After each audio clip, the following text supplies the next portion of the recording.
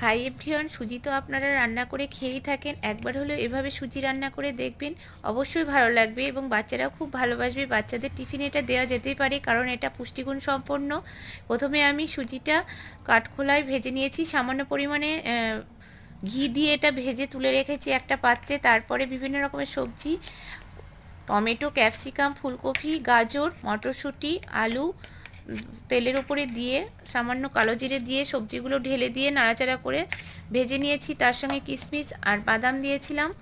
তারপরে যখন এগুলো সবজিগুলো ভাজা হয়ে যাবে, তারপরে সুজিটা এর মধ্যে সবজিগুলোর মধ্যে ঢেলে দিয়ে অল্প পরিমাণে জল দিয়ে নাড়াচাড়া করতে থাকবো। একভাবেই নাড়াচাড়া করতে থাকতে হবে। তার সঙ্গে আমি পরিমাণ মতন চিনি আর লবণ দিয়ে দিয়েছি। যখন দেখব সুজিটা রান্না হয়ে গেছে, তখন থালার ওপরে কিছু পরিমাণে ঘি মাখিয়ে সুজিটা ঢেলে দিয়ে সুন্দরভাবে এইভাবে আকৃতি করে নেব। যেমন ডিজাইন করে নিতে পারেন। তারপরে একটা পাত্র